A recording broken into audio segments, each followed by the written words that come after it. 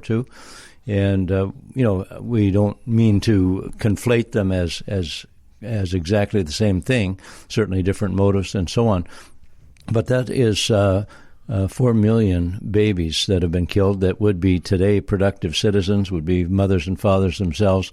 It's about 100,000 babies a year. With a classroom size of 25, that's 4,000 classrooms of kids being killed every year in Canada. That's 4,000 teachers that could have a job teaching those children every year being taken out of our economy. So it has not only a moral, debilitating effect on our society, but also an economic impact as well. And I think the idea, there's children today that are abortion survivors, like they are a sibling of an aborted child. They may or may not know it, but I think it's a very tragic when you think that parents are and maybe with or without the pressure from a doctor are choosing just to end the life of a human being prematurely.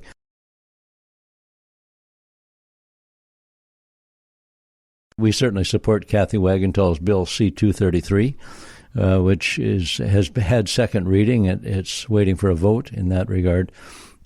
But every MP should have been able to support that bill, whether NDP, Liberal, Green, or Conservative, Bloc, whatever. They should have been able to support that bill. It simply says that it's wrong to kill a child because of its sex.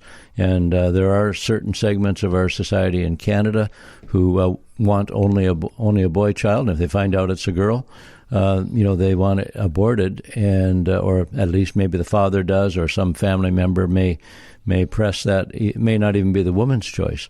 But so Kathy Wagenthal says that about 84% of Canadians, whether they're pro-life or pro-choice, would support a restriction on the ending of a child's life simply because it's a girl. And has she done any polling on this? I assume she's done some polling. She's got that polling from somewhere, that data. I'm not sure where she got the data, but I take her as my source of data, and right. I know she just didn't pull it out of the air. It's come from polling, yeah. So your father was in social work? Yeah, various types. When I was in Minnesota, when I was a young kid, he was working for the Services for the Blind.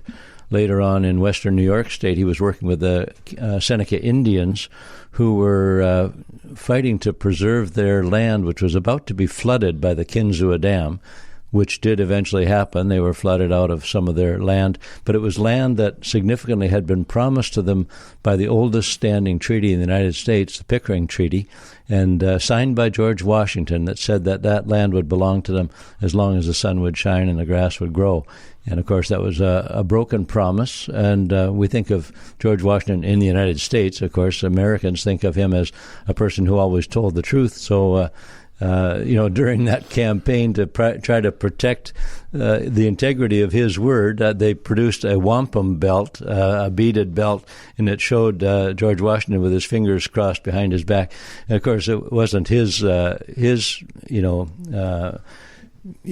lack of integrity that caused it. It was subsequent generations. But and Dad has worked with Indigenous peoples in British Columbia. He's worked on environmental issues and so on. And so again, and we have similarly a lot of issues that we're concerned about. We're concerned about the C6, this conversion therapy ban that's been imposed, and what that's going to do to the freedom of parents and pastors and counselors and friends of young people. Young people are struggling today with their identity, not only their sexual identity, they want to know who they are. And I think there's a period of time in a young person's life when they really are looking at, who am I? What's my value to society? How am I unique? How am I the same?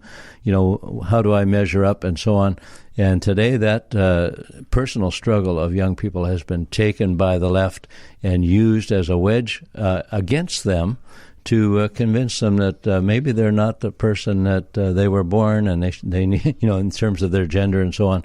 And it's caused a lot of grief. But added on top of that is not just the problem of young people being basically indoctrinated into something that's going to maybe damage their life, but parents, if Bill C-6 passes, third reading, parents are going to be forbidden from interfering or even counseling their children with the things that they hold dear and know to believe. And their children, some of them will be making mistakes that are going to affect them the rest of their lives in terms of hormone replacement therapy, some even surgery, and afterwards they can't go back. They can't go back. Some of them will never have children as a result.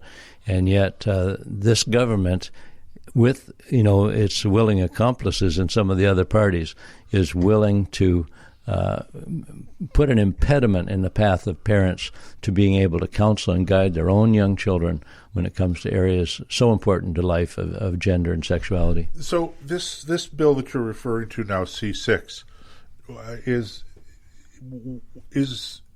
I mean, does it actually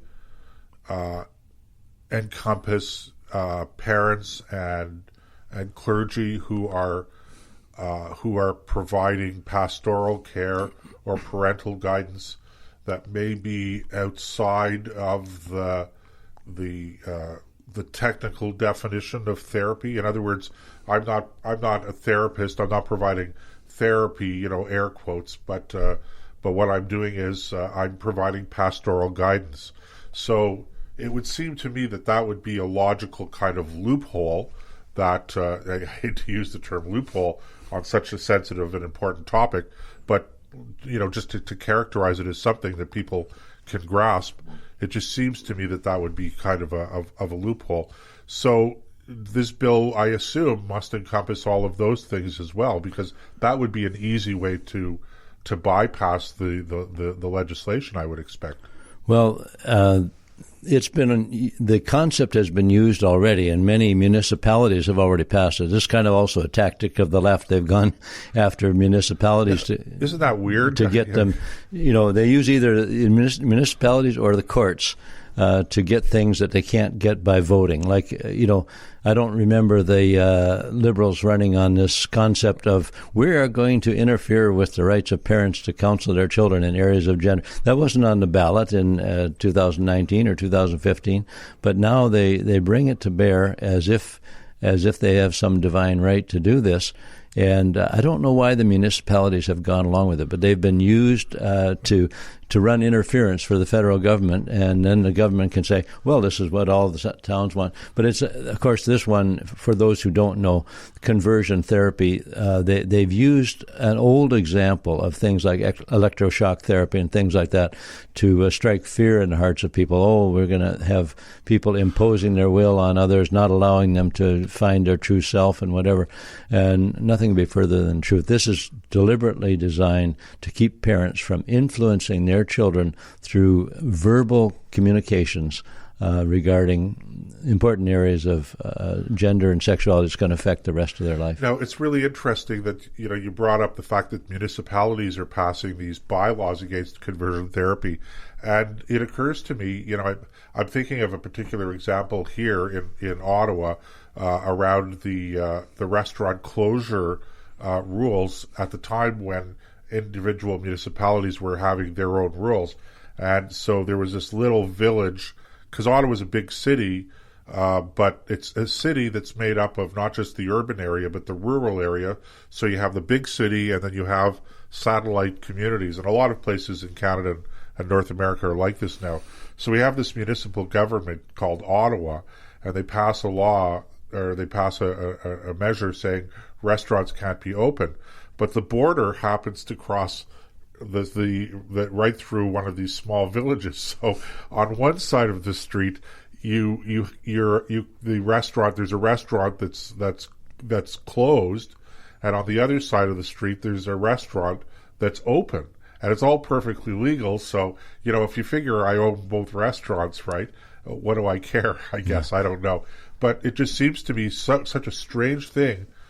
Quite apart from the substance of the bill and the topic, it just seems to me to be such a strange thing that municipalities would feel that this is something that they should be involved in, even from a practical point of view. Because what I could do is I could say, well, if it's illegal here, fine, but I'm going to take my kid to church on the just beyond just beyond the fringe, as we used to say for a car dealership here. I was there.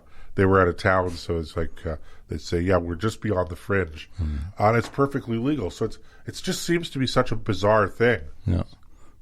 Well, BC is, kind of dealing with that because BC has set up regional health districts, or they have said that people aren't to travel from one regional health district to another. So they're kind of, if you had a restaurant on both sides of the street there, you wouldn't be able to go and even look after the one on the other side, but what surprises me is how the Prime Minister seems to have succeeded in getting the premiers of just about every province to do his dirty work, to be his enforcers on his vision of this COVID response. And it seems like these premiers, whether they're Conservative, NDP, Liberal, whatever they are, they have all fallen in line as if there's divine wisdom flowing from the Prime Minister's office and from Theresa Tam, and it's amazing to me that he's been able to get such compliance. Now, of course, it's stricter in one province than another, and it's erratic, and the rules keep changing, and one day it's masks are good, next day masks are no good, and then 2 masks is better, but it keeps going back and forth, and it should be obvious to anybody that the emperor has no clothes, that these are just edicts being thrown around by someone that really doesn't know what's going on. And but if you don't obey them, somehow you're the enemy of the people. Okay, I want to get into that in a couple of minutes. We're just coming to the bottom of the hour. So our guest tonight on the Nick and Joe Show is Rod Taylor, the leader of the Christian Heritage Party of Canada. We're going to go for a bit of a break, so we'll be back in a few minutes here on the Nick and Joe Show on ThinkRadio.ca network.